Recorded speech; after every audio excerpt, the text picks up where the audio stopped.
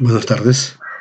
Vamos a ver hoy el caso práctico de costo y capital asociado a la rentabilidad y a la utilidad por acción. Hemos estado viendo la estructura de costos antes y este caso práctico está asociado también a cómo es que la estructura determina, digamos, los niveles de rentabilidad en una empresa. Bueno, tenemos aquí este caso, dice lo siguiente, ¿no? El gerente financiero de la empresa industrial Dubin Sa ha efectuado una reestructuración operativa de esta, llegando a la conclusión de que la empresa necesita un financiamiento de 950.000, ¿no? Es decir, la empresa requiere esta cantidad de recursos, ¿no?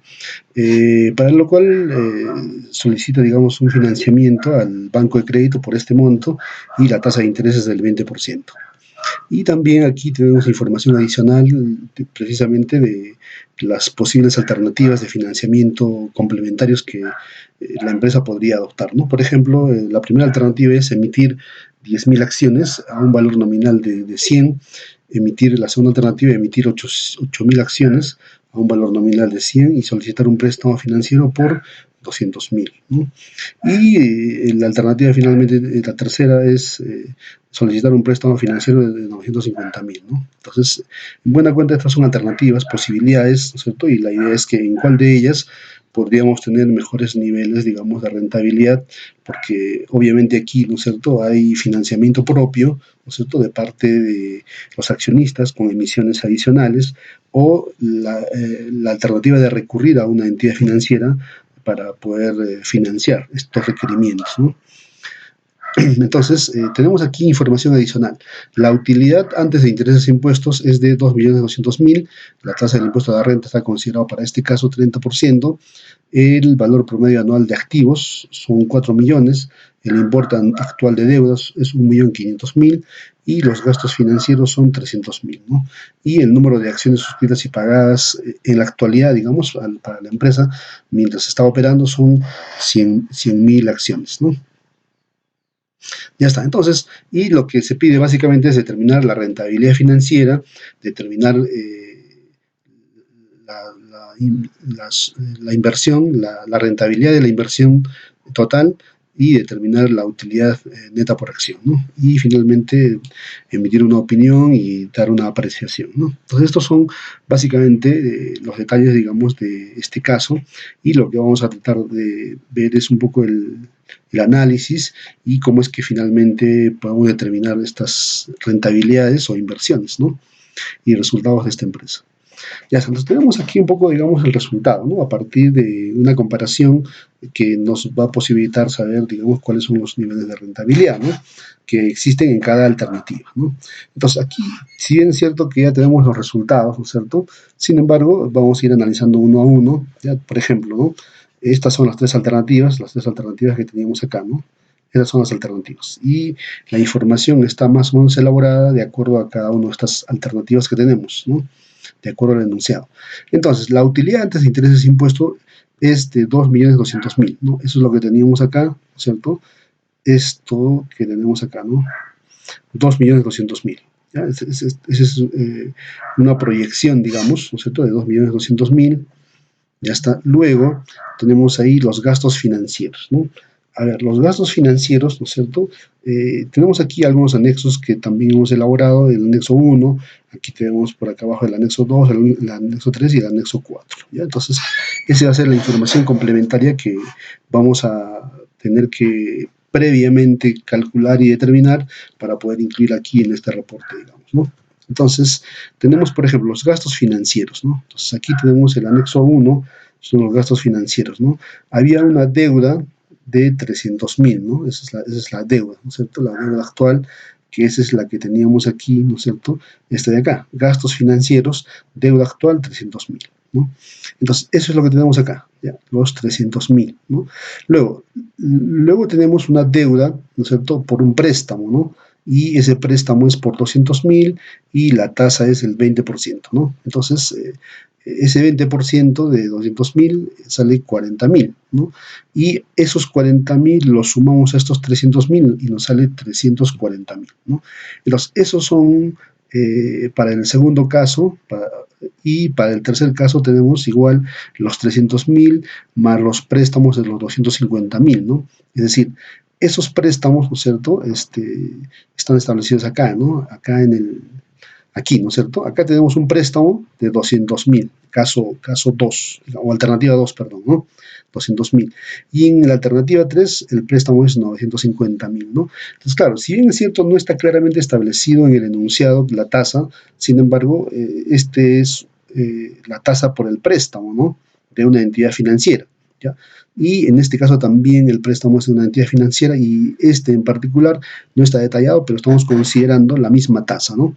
Entonces, eso es lo que tenemos aquí en este anexo, ¿no? Aquí, ¿no? Entonces, en la tercera alternativa tenemos aquí los 300.000, el préstamo es de 950.000 y la tasa es del 20% y nos sale pues 190.000, ¿no? Estos 190.000 los sumamos con los 300.000 iniciales, nos sale 490.000.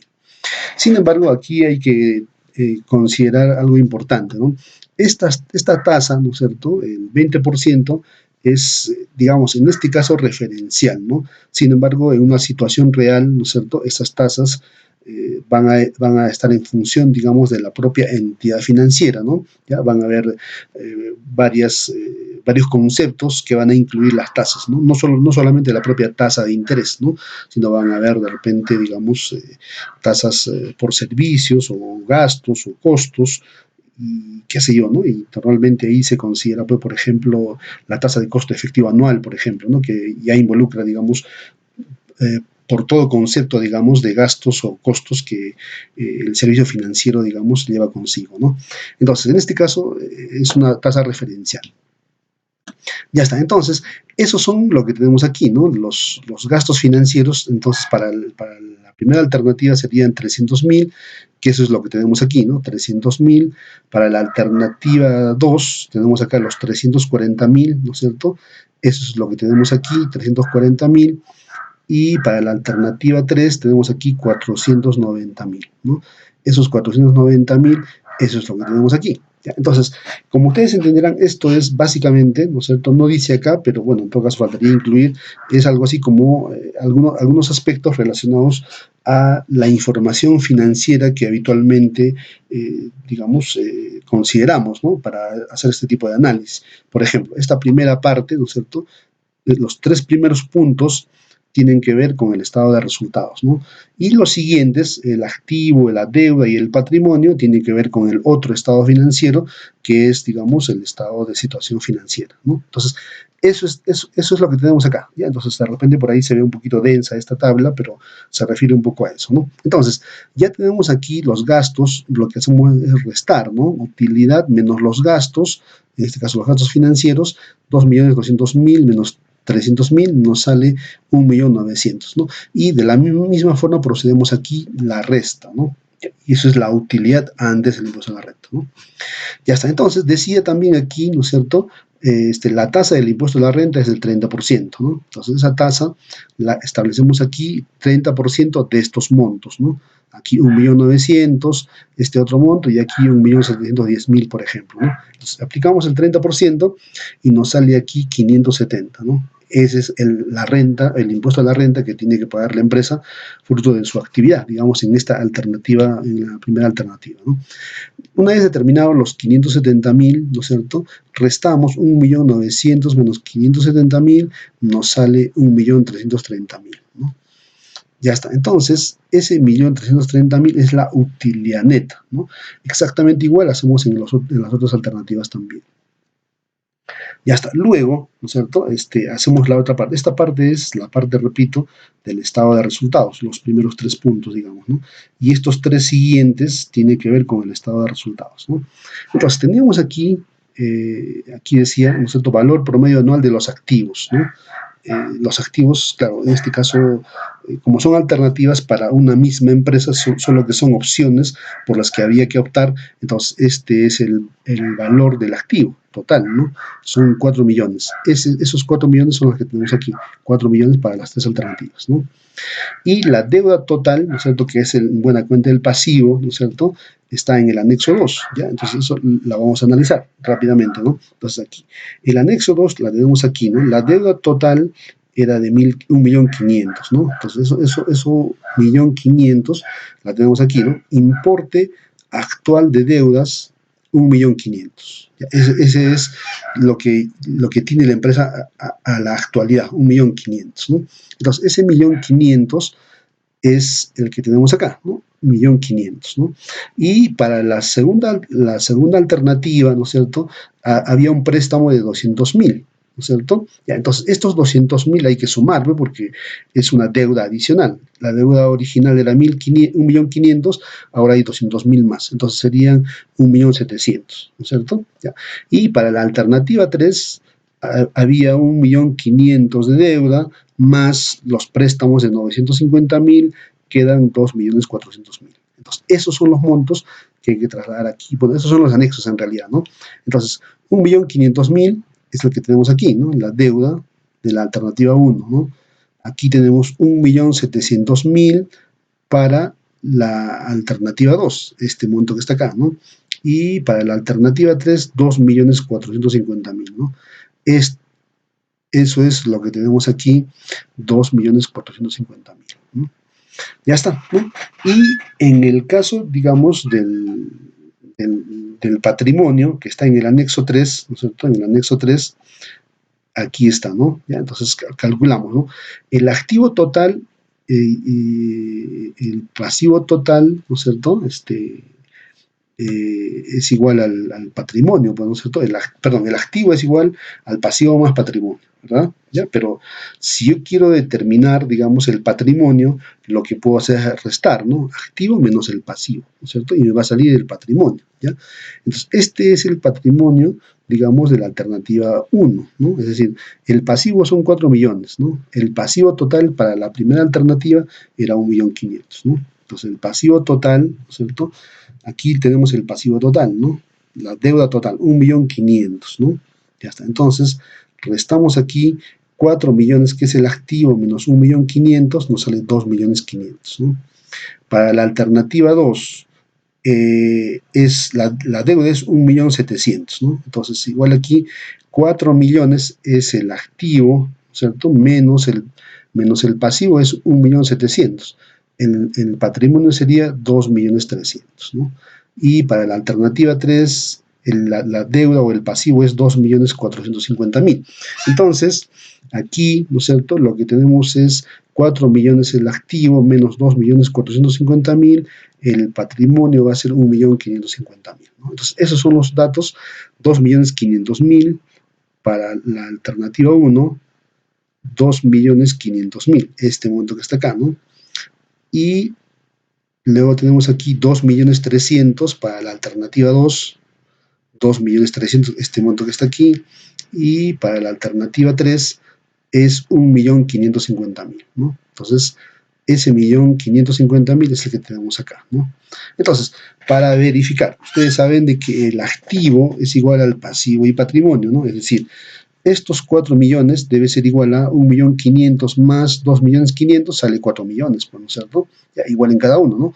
2.450.000 más 1.550.000 sale 4 millones, ¿no? Entonces, eso es lo que tenemos, ¿ya? Ya está. Entonces, luego tenemos aquí el número de acciones suscritas y pagadas, ¿no? Eso está en el anexo 4. ¿Ya? Entonces, aquí en el anexo 4 tenemos aquí, ¿no? Inicialmente habían 100.000 acciones. Eso es lo que tenemos en el enunciado, ¿no? Aquí está. Número de acciones suscritas y pagadas, 100.000, es lo que tenemos, ¿no? Ya en un momento inicial. Ya, pero obviamente hay 3 alternativas y justamente eso es lo que estamos intentando analizar, ¿no? Ya está. Entonces, tenemos 100.000 acciones, ¿no? Y para la alternativa 1 se han emitido 10.000 acciones, ¿no? Esas acciones están aquí en el enunciado, ¿no es cierto? Aquí, 10.000 acciones. Aquí está, 10.000 acciones para la alternativa 1 y 8.000 acciones para la alternativa 2, ¿no? Eso es lo que vamos a adicionar en este caso, ¿no? Acá está, ¿no? 10.000 acciones y 8.000 acciones. Entonces sumamos y aquí va a salir 110.000 acciones y en el otro caso 108.000 acciones, ¿no? Y en la tercera alternativa solo era financiamiento, no hay acciones adicionales, por lo tanto queda igual los 100.000 acciones o las 100.000 acciones, ¿no? Ya está, 110.000, 108.000 y 100.000, ¿no? 108.000, perdón, 110.000, perdón, 108.000 y 110.000, ¿no? Bueno, aquí hay un error. A ver. 110.000, 108.000 y 100.000, ¿no? 110.000, 110.000, 108.000 y 100.000 acá, ¿no? Acá es 100.000.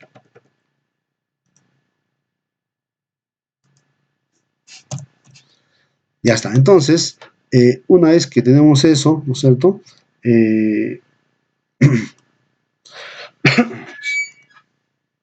Una vez que tenemos eso, luego nos quedaría determinar, ¿no es cierto?, lo que nos pide, digamos, el enunciado, ¿no? La rentabilidad financiera, la rentabilidad sobre la inversión total y la utilidad neta por acción, ¿no? Entonces, hasta ahí ya tenemos, ya, de acuerdo a los anexos, ¿no es cierto? ¿Ya? Y luego tenemos aquí la rentabilidad financiera, ¿no? Y la rentabilidad financiera está determinada básicamente por esta fórmula, ¿no? Rentabilidad financiera es igual a utilidad neta entre activo total multiplicado por 1 más deuda total entre patrimonio por 100. Esa es la fórmula de la rentabilidad financiera, ¿no? Entonces lo que hacemos simplemente es reemplazar para cada uno de los casos y eso es lo que tenemos aquí, ¿no? La utilidad neta, ¿cierto? La utilidad neta es 1.330.000, ¿no? Que es para la alternativa 1, ¿no? 1.330.000, ¿no? Entonces eso es lo que tenemos aquí, 1.330.000. El activo total son 4 millones, ¿no? El activo total son 4 millones. Aquí está el activo total, 4 millones, ¿no? Ya está. Luego tenemos aquí la deuda total, 1.500.000, ¿no? La deuda total, aquí, deuda total, 1.500.000.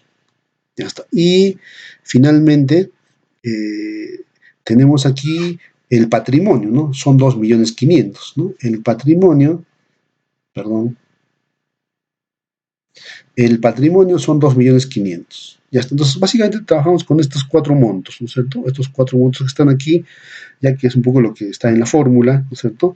Y finalmente nos sale 53.20%, ¿no? Esa es la rentabilidad financiera, ¿no? Repito, aplicando esta fórmula, ¿no? Y de la misma forma hacemos para la alternativa 2 y para la alternativa 3, ¿no? Nos sale entonces 53.20, 56.61 y 77.23.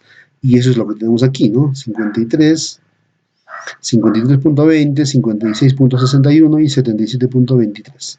Eso es lo que tenemos aquí, ¿no? 77.23, los 3 montos que están aquí, ¿no? Ya está. Entonces, eso es la rentabilidad financiera. Y nos pide también la rentabilidad sobre la inversión total, ¿no? Esto es más simple, simplemente es la utilidad neta entre el activo total, ¿no? Entonces, igual, ¿no? Es simplemente esta primera parte que está aquí, ¿no? 1.330.000 entre 4 millones, ¿no? Entonces, eso es lo que tenemos acá, ¿no? 1.330.000 entre 4 millones. Claro, multiplicado por 100. Y nos sale 33.25, 32.55 y 29.93, ¿no? Entonces, eso es lo que tenemos aquí. ¿Ya? 33.25, 32.55 y 29.93, ¿no?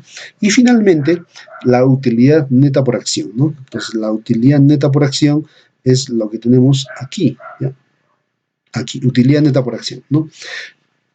¿A qué es igual la utilidad neta por acción? Simplemente es la utilidad neta entre el número de acciones, ¿no?